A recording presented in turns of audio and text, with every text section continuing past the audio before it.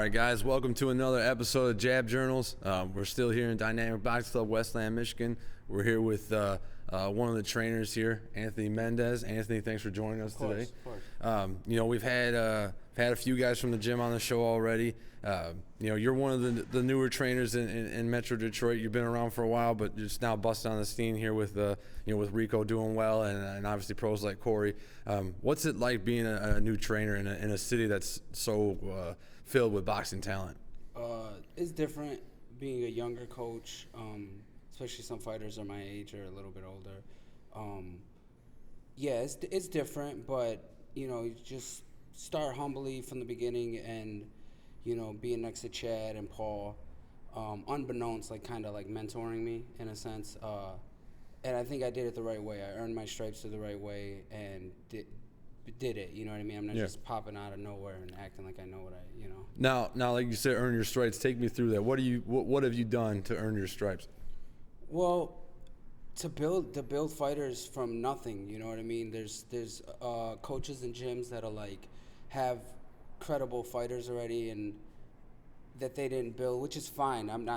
There's nothing against it, but to me, can you take a kid that doesn't know anything from boxing? Right, teach him to lace his shoes, to throw a jab, all that stuff. Right, from the very beginning, and then to win a fight, to win a tournament, right, to win a national tournament, to go pro, win a pro fight, win a pro, get ranked as a pro, just the layers through it. That's what I mean through the stripes. I'm not just popping in and you know what I mean, on someone that's almost a finished product.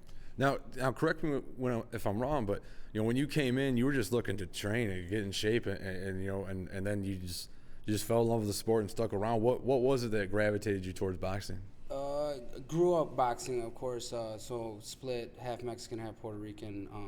So you had my Puerto Rican side, Felix Trinidad, was like Jesus to us, right, and then right. we had the De La Hoyas, the Chavezes on my mom's side with my uncle over there. So grew up huge fan, loved it my whole life. In the city, grew up in Detroit, but then there's no gyms really outside of Crunk, and we're just a poor family hopping around. So It's not like I ever had an opportunity. I just did the sports that were in reach, which was like boxing and baseball. You know what I mean? Then I got a little bit older. My brother started here in this gym for about a year, and then I hopped in about 2007, I'd say. Now, what transitioned you from just working out to, hey, I want to start training these guys? To them, it kind of, everything with me, especially with coaching, is nothing was planned, all organic.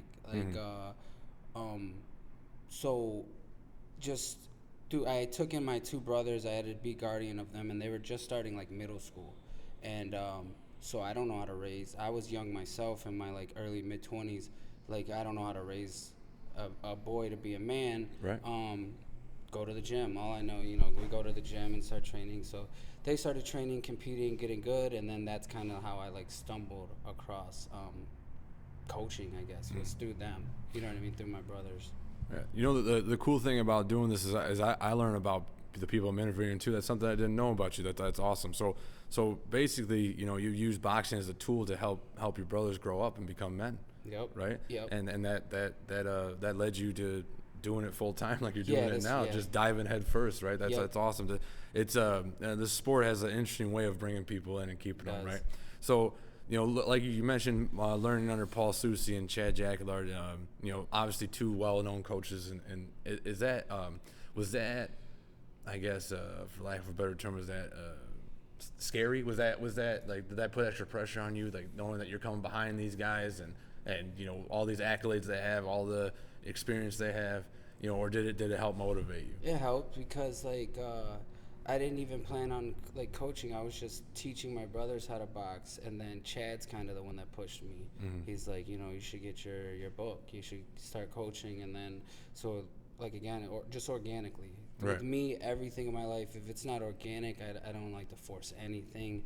I don't know. I cringe with that. So Chad's the one that pushed me, and then slowly, through the years, I've just gotten more confident, and because I always knew I I had the eye and a little like OCD about it. I, be up at 1 a.m. like studying a 15-second clip for like 30 minutes and other things and other. So I had the eye and the drive and the passion for it.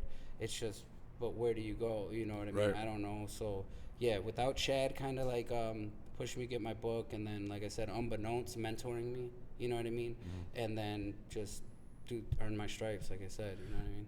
Now, correct me if I'm wrong, but you didn't have like an amateur boxing background, never fought pro or anything like that. Right. Do you find it difficult to connect to these guys, or have you just become so confident in your abilities that you can relate to them on a different level and still teach them what you want to teach? Right. Yeah. So just a handful of exhibition fights. Like I didn't really have a big background as far as competing myself, but so I have like a more unorthodox way of getting in, and I have to make up for that some way, right? I don't have 100+ fights like Chad does, but Chad does, and he has that knowledge. And how do I extract that out of him? Rico has a lot of experience, all these other people, and yet I even walked in the gym before some of these guys. So I've been around longer, but didn't have so I just got to find other ways to do it. And I'm a little bit of a younger coach, so I think it's not so much of the coaching part, yes, but also I think I can relate a little bit more to some of these guys as a peer. Like what's going on outside of the gym. I grew up in the same neighborhood. I went through a lot of the same stuff. Battled a lot of the same battles that they do as insecure kids growing up in the city like I did. Yeah. So I think that helps too, and then it just molds into that, you know what I mean? Yeah. So what have you learned through this experience of being a boxing trainer? Obviously you're teaching these kids and you're guiding these men to be better fighters, better people, but you have to gain something from it too. What do you gain from being a boxing trainer? It's a really good question. I couldn't pinpoint it, but I'm very competitive myself, so I think and I get joy. Like I don't, a lot of times, because I'll be in the background and I'm cool with that. I don't need to be the guy up front or to get the credit of everything. That's fine, I think. But to see somebody like a Rico, like a kid that I knew came from that, and to be where he's at, or a kid like Corey with his background, that both of them different, but I have a lot of similarities with each category of those guys. To see them come from that, and then to be able to do that, that I guess is it. You know what I mean? And just to see it for them, you know what I mean? It kind of just gives me scratches that itch for me, and that's it. You know what I mean? I don't need a bunch of money or to be the front guy. Right. You know what I mean? Necessarily. Yeah. Now, obviously, Rico Quinn just had a big fight in December. Beautiful knockout, spectacular. But being kind of newer to the game, right? Only seeing like inside the gym and like local shows. What was it like for you to walk down that aisle with him and to be in that corner with him during his big fight and to see that happen? What was that like for you? Right, yeah, that was definitely the biggest stage for all of us, I guess, at that point, with those lights and that amount of eyes being on the zone and Matchroom. That was a big card with the BAM main event and stuff like that at the end of the year. That was fine, but again, earning my stripes, did the club shows. We'd been on Showbox a couple of times. So when you get there, we're all, I guess some of us are more nervous than others. I'm not so much as nerves. I don't know how to explain it. I guess just growing from the trauma you grow up with in the city, at least my walk, it's like, it's not so much nervous. It's just ready to go, and like, it's different. But under those lights, it feels like everything's moving faster, I guess. But that's it. Once you slow it down and catch the timing to it, and you kind of tune everything else out. Yeah. You know what I mean? So you've touched on that a couple of times. So let's dive into that a little bit. You talk about growing up in the city and being from the same neighborhoods as these kids. Boxing in Detroit is such a big deal, right? And compared to other cities around the country, I feel like Detroit really personifies boxing. What do you feel that you learned growing up in the city, seeing things going around, talking to all these kids that grew up in similar neighborhoods? Why do you think boxing is so big in Detroit? Why do you think it's attached itself to the city? Because it's a city. Because it's not like it's a poor kids type of sport. and to get to the top, you don't see privileged kids. Mm-hmm. Majority of the time, there are those cases, but so I think that because it's a city and it's such a struggle, like day-to-day stuff, day-to-day struggle is just getting to and from school or getting, you know what I mean, just a walk to the corner store can end up in something tragic. Like, so that with that type of like mental scarring, I think it helps in boxing. Mm-hmm. Because you gotta be like mentally different to do a sport like this and to take it to that level, right? So that's what I think really is why it's so prominent in most cities like Philly or Detroit, mm-hmm. or, you know, Texas is a hotbed. Ohio's really popping right now. Ohio's doing their thing. So I think that's why you don't see it coming from like outside suburbs. Right. And I think that's why in Detroit in particular, we just have a good history. Yeah. You know what I mean? Not so much recent, but we're starting to get there, right? So when you were growing up, who were some of the hot names in Detroit boxing that you looked up to or watched or couldn't wait to see fight? It really wasn't too much. I remember, so I was coming in, you remember Vernon Paris back in the day, and all those, like, more club show guys were coming up locally. Like, of course, we grew up knowing the Tommy Hearns history and stuff like that. And then there was just a couple of local pros that really, like, helped me learn how to train. I was just a kid that came in, didn't know much, and then didn't know how to train, you know what I mean? And so couple of local pros that helped me learn how to train and stuff like that. So at that time, I looked up to them. Right now they're older, you know, didn't make it far, but that's fine. Who are these pros we're talking about? In particular, one of them was Daryl Cunningham, and you know, he just helped me, like I said, learn how to train. You know what I mean? At that time, it was helping him out. I didn't know much as far as how to prepare, and he just helped me in that sense, I guess I'd say. He was one of the main names. I got a couple more I just don't want to name, but yeah, he's one of them. Okay. You know what I mean? Yeah. Very cool. Yeah, Daryl Cunningham used to come down to this gym a lot, you know, spar everybody and was always willing to show everybody something, so he's a very good guy. Yeah.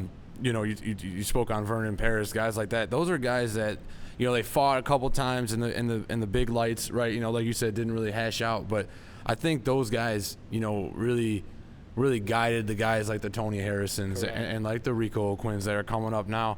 Do you feel like boxing in Detroit, like Chad had mentioned in his interview, it's like a family? Do you feel like the local fighters all kind of buy into it together and stick together and try to get everyone to succeed? Recently, I'd say yeah. The last couple of years before, it was always chippy, and I felt like it was just everyone had a rival with someone.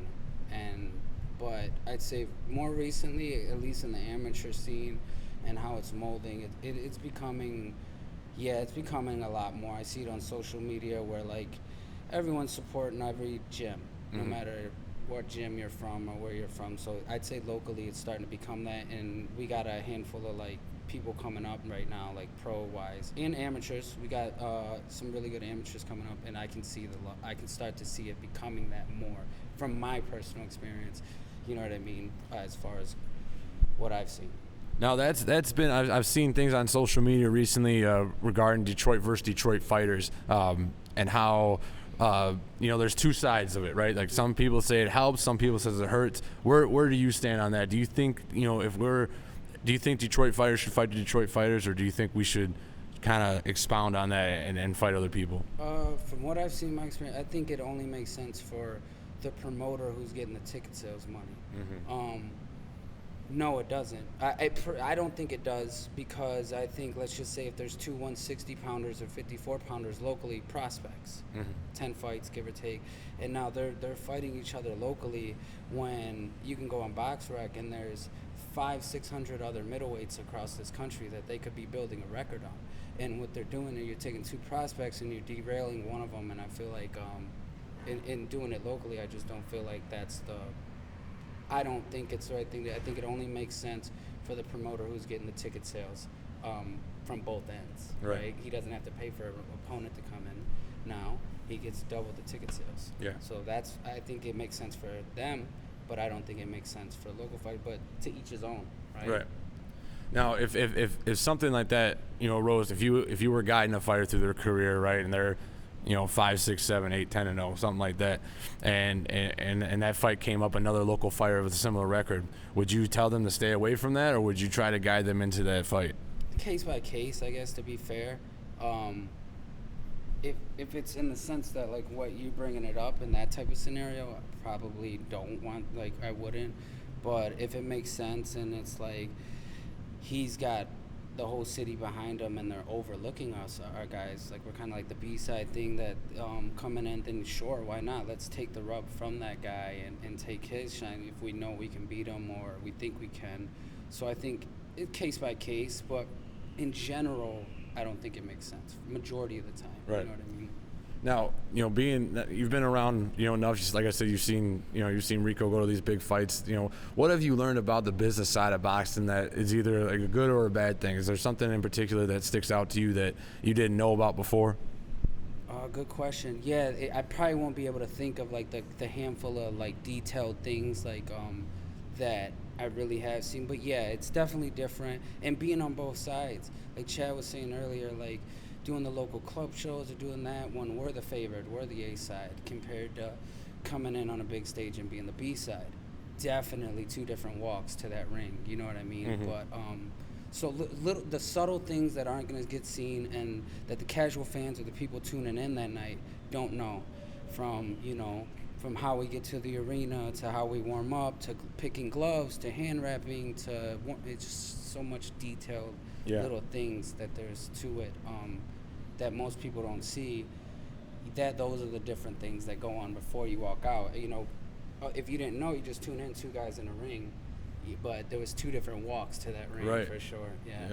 Yeah, like like we touched on it with Rico's interview about the difference between his training camp and like Peter McGrail's. Like you talked about those privileged kids, and I don't want to take anything away from Peter McGrail. Obviously, he had a great amateur career, and he deserves all the shots he's gotten. But it is a different road that he took than Rico took. And who's to say what's harder, what's not? But it's definitely an advantage for him. I mean, especially this next fight being in England. How do you feel about Rico winning in the fashion that he did, now having to travel to his hometown to fight Peter McGrail in his backyard? How do I feel about the us going over there? Yeah.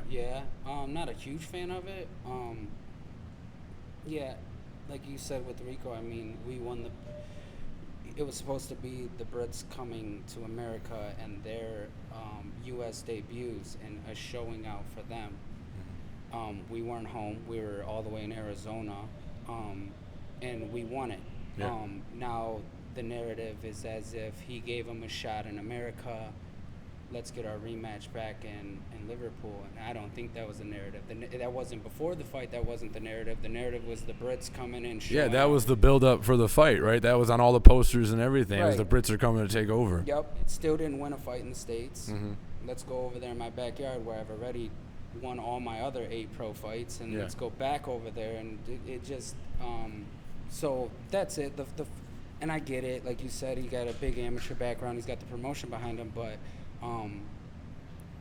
the narrative is really what's killing me. That's what irks me the most, is just that the poster says a score to settle, as if there's something to settle, and then it was already settled in the 5th round, right? Yeah. And he got to he got the option. I mean, he had the option, obviously, to rematch because he was the champ, and so do we. Well, we're not gonna get a third fight if we were to lose. So it's just super biased, bluntly in your face, and then false narratives.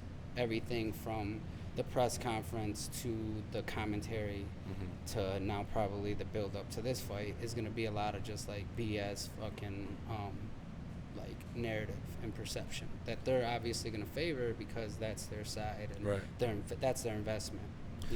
Now, watching Rico go through that and the way he handled it in such a manner, like, is that something you can tell to the younger fighters in the gym or future fighters that you may have not met yet that might come into a similar situation? Like, look at how they handled this. Like, is that something you look up to in Rico? Yeah, well, yeah, he could definitely do that, especially from because not every kid is going to be mentally solid like a Rico, right? So maybe, definitely, because the way he's handled it is like perfect. You know what I mean? and it all stems from him believing in himself, like he said. So to him, it doesn't matter where. It could be literally in his backyard. Rico would have fought him the next day. It doesn't matter to him because he believes in himself so much. So, yeah, that's one thing you definitely got to take into the young other guys that might not have that, is that self-belief. Because if you don't believe in yourself, then who no one else, who else will? You know what I mean? Yeah. So that leads me into my next question. Is actually a perfect answer. So, you being a volunteer coach, right? You don't make any money, coaching, especially the amateurs, right? So when you see a kid that walks in off the street, has never put on a glove, how do you keep them motivated? Because it's a very frustrating sport. There's so many little idiosyncrasies that goes into this sport. How do you keep a young kid motivated and to keep coming back? Right. Or is that something that you instill in them, or you think that's something they're born with? No, just through the years of coaching, you learn that those are one of the things that, starting off, if you told me coaching, it's like, okay, teach a kid, hold pads, be in the corner. That's almost like 10% of what coaching is. So, because we deal with so many different kids coming from so many different walks of life. I might have a city kid, I might have a kid coming from Canton, you know what I mean? Mm-hmm. I might have these different walks. So I can't necessarily coach every kid the exact same. And then even at a high level, I don't even do the exact same the same drills or strategies with even our high level guys, from Rico to a Corey or other people. You got to do things differently with them. So I've had to just and I think my walk helped me with that. My upbringing just helped me be able to almost I take pride in almost there's not a conversation that I can't relate to or can't have some type of insight, or if I don't at all, at least I have to be a good listener and try to take it in, you know what I mean, and then learn how to coach each one individually, you know what I mean. Now learning under Chad and Paul, seeing where Chad's taken this program, right, from we were a laughing stock about 10, 15, 20 years ago, and now, being pretty well respected around the city, I would say, and watching Chad become, head coach of the Golden Gloves and training guys like Rico, is that something you aspire to be? Yes and no, because I think a lot in all aspects of life, in almost every job, there's always somebody underneath someone hating. Always we don't know how to be the number 2 guy and be okay with it. We're always counting someone else's pockets, in comparison, we're always comparing our pay. We're always, so if that opportunity came across, like I said earlier, as long as it's organic and it was meant to be, yeah, no problem. I feel confident that I'm qualified enough to do that without hesitation. But that's not something I'm trying to do. Chad's the head. I'm not trying to become a head coach. You know what I mean? I could, because that's what happens. Especially in this sport, coaching, it's so. A lot of coaches it's their ego and their narcissism that they just can't let go of. You know what I mean? And once you got a hold of that, then everything else is easier. So yes and no, I guess, to answer that question. That was just my long-winded way of saying that, I guess. No worries. So, obviously we've mentioned Chad and Paul. Is there any other trainers, they don't have to be local, maybe professional trainers that you just know that you try to imitate or take from their training? You mentioned you watch videos all the time. Name somebody that maybe you look up to and that kind of honed your skills. Robert Garcia, believe it or not. Because like I told you at the beginning, I started with my brothers. So there was that little thing. He was training Mikey at the time, older brother training younger brother. So yeah, Mikey Garcia, a lot of and not only that, we had similar styles from similar eyes, I thought. So some of the things he'd say, some of his drills, gauging distance, stepping back, angles, pivots, that. And he kept it basic. You know what I mean? It wasn't a bunch of 12-punch combinations that'll realistically never happen.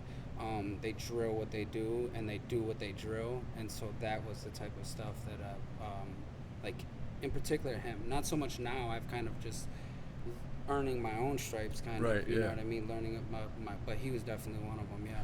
Now, I'm interested in this next question because you said, Robert Garcia, if I'm, correct me if I'm wrong, but he had a fighter on the Arizona card, correct? Yeah, 3. Did you have a chance to meet him and interact with him at all? Yes and no. Well, what's funny is as soon as Rico's fight, we go in the locker room. I went to the bathroom just to kind of throw water on my face to finally have. Yeah, because you were sick, right? You weren't feeling that good. Yeah, I woke up that day and had the worst migraine ever. But come fight time and that adrenaline rush, right. I kind of didn't feel it. So I go in the back, I come down, I went some water on my face, to take it in for a second. That was crazy, in front of 6,500 fans.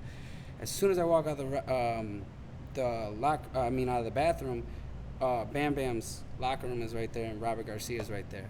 And I come across and he was like, "Oh, congratulations, coach. That was crazy knockout." And I was like, "Oh, thank you, Robert." You know what I mean? Go back in the locker room and then 10 minutes later we go to take a group photo. And Robert happened to be the one. Somebody went out to take we were with Diamante. Mm-hmm. Yeah. I think you've seen that photo of us in the locker room with Diamante. Oh, yeah. With the cut man, right? The cut man. Yep. Yeah. Robert Garcia took that picture. Oh, very cool. Yeah, he was the one that actually took the photo. So I didn't actually introduce myself. I'm not good at fanboying. Yeah. You know what I mean? So but he said congratulations. I seen him. He said congratulate us, but that was it. But inside, I'm like, oh shit. Yeah. No, it was kind of a cool experience for me being out there too. You mentioned David Diamante was there and Robert Garcia and all that. You say you don't like the fanboy, but how hard is it, man? We grow up watching these guys and they're on the TV and they're training our favorite fighters or they're announcing our favorite fighters or whatever. I mean, it's hard to be around that and not fanboy almost. Yeah. You got to keep your cool though, right? Yeah, just fake it till you make it type of thing. It's just act like you're one of them type of thing. And it just through the stripes, through all the local shows, that's so and so, that's so and so, and through the boxing scene, even at amateur shows, sometimes names and faces pop up. So yeah, it's tough, it's cool, but that's just who I am to the core. I can never just fanboy out and just can I get a picture type of guy. My wife hates that I don't do that. But being out there with all those guys, that big moment, like you said, you said you woke up, you weren't feeling that good, but did you have an opportunity to be wow, I just witnessed something that was great? Yeah. So growing up, we've seen those moments, the underdog upset, comeback or a one punch, and you hear the crowds and the roars, and even when I go back and rewatch that fight, it still gives me goosebumps because to be a part of that, and then on that end of it, it was 6,500 fans, I think they said. It felt like 20. I've been in a place with 20, 22. It felt, maybe I'm being biased, it just felt so. It felt like a lot more than 6,500, and even the TV picked up on it on the audio when I rewatched it, how loud that place, you were there, how loud that place it was electric. went. And I think it was just that was one of the craziest, and that's what fighting does. It creates one of the craziest holy shit moments, and that was definitely one of the a holy shit moment that and then to be part of that, and then also how many times Rico play-by-play predicted that. Yeah. Play-by-play said, I'm gonna knock him out with one shot. He's gonna be on his face. I'm gonna say pick his ass up. I'm gonna walk over to Eddie Hearn and told him, you guys picked the wrong fucking cherry. Yeah. And that's literally exactly what he did. That still is crazy to me. I remember one of the things I remember is after the fight you went back to the hotel and rested, like you said you weren't feeling that good. Then you met up with us later. You and Rico, as soon as you walked in, you guys shook hands, were talking, and then you said we drilled it. You guys had worked on that punch. A lot of people that watch that fight that maybe don't know will think that was a lucky punch. No. But I am a firm believer that there's no such thing as a lucky punch. You throw a punch to land. If it lands and knocks someone out, it's not lucky. Correct. But that is something that you guys drilled, right? Yeah, that morning, early afternoon, shall I say, Chad had went to run with the Zone and that team. They do a fight day 5K. And so Chad came back from that run and was toast. And then so he had to rest up. And so Rico hits me up and says, hey, Coach, can we do some pads down by my room? And we do that on fight day every day, just like a shakeout pad. Yeah. You know what I mean? So we did that. And I remember when we were in the hallway, we did it sporadically throughout the camp. But step back, right hook, left uppercut, pivot up, check hook, finish with the hook, go out on that southpaw angle. We drilled it, boom, boom, and he's like, I want to do it like this one. And so he had me shoot the straight left, that exact right hook. So that's what I meant by, like, because we were drilling it in the hotel early afternoon, the day of the fight. And then I remember during the warm-up, Chad was having him throw that same right hook as well. So he had no accident at all. You know what I mean? You know, everyone I've had on the show so far, you know, we've talked about this fight. Obviously, you know, they all mention, you know, Anthony Mendez, pivotal, very, you know, you being involved. You know, how does that feel watching, you know, something you guys drilled literally hours before it happened right in front of your face? Like, that's got to be a great feeling. Right, yeah, it does, especially to, like, people that, like, that have been next to me and seen, like, this OCD type of thing I have when a fight's on, and that, like, I can't turn it off. And like, a lot of times, even growing up as a teen, I'd be calling things out, like, before the commentators were, and I was just ahead of it because, like I said, I've always thought I've had that eye for it. So to finally, I guess, have physical proof of, like, something like that, it's dope, it's cool, you know what I mean? It is, but it's almost like, well, you believe that you did, so it's like I kind of, and maybe this is just the beginning of something that, you know what I mean, and build, like, more of those with more fighters, because we always got someone else coming up, you know. While this might be someone's high-profile fight, the next month I might have a guy that's just getting his career going. You know what I mean? So you got to kind of. So that's probably an aspect of training that keeps things interesting, right? Like you said, one night you're in a big arena, you know, just, you know, celebrating a big knockout. The next week you're at a club show in some VFW hall, right, you know, and a guy squeaking by a decision. You know, that's got to be a cool mindset to have. And, you know, how do you gear up for different fights? Like, how do you motivate Rico versus a kid that's, you know, on a second amateur fight or something like that? You know, do you take a different view on that? Definitely. Like I said earlier, you have to approach everyone different, not just strategically, but also, like, I can't just verbally get it across exactly the same or show you exactly the same or treat you. So I do, you have to, you know, it's case by case. And Chad's a good, you know, he's shown me that I've noticed him do that, you know what I mean? And I just do it in my own way and flavor, you know what I mean? That I would train someone different than the other, or prepare someone different than the other, or to be able to do that, you know what I mean? Right. Yeah. So heading into this next fight, you know, obviously you got the confidence behind you, you know, with the previous fight and how it ended. You know, what's your prediction moving into this second fight here, April 27th? Oh, no. I mean, prediction, I think we win, but I don't know exactly how. I know that our preparation is going to be better, our timing is going to be better, and I think we catch him more often, which then I think we can hurt him earlier than what we did. I don't think the punch stats will be as lopsided as they were. I think it's going to be more competitive up until the finish, and then but that's what I predict, because I don't think that was the best Peter I've seen when I look back at his two previous fights before that. I agree. By far better. Like, that Peter that night was crazy. He was throwing a straight left hand like I hadn't seen in his other fights, and that was one of the not so good versions of Rico. And not to take nothing away from Rico, he knew what he had going in. Wasn't the best preparation, so his timing was a little bit, you know what I mean? But we knew that going in, that this style it might take us a minute to catch him. So the fight almost went kind of how we went, except I guess I thought it would have been more competitive and maybe caught him a little sooner. Yeah. So hopefully this time, with the right preparation and then all the pressure on that kid, you know, knockout loss. Basically his career's on the line, almost. Not literally, but I mean, this put a bump in the road. If he loses again, it puts a big bump in the road for if he plans to win a world title one day. You know what I mean? So. Yeah. Well, Anthony, I thank you for your time here. You know, obviously us here at Jab Journals are going to be watching the fight and rooting for Rico.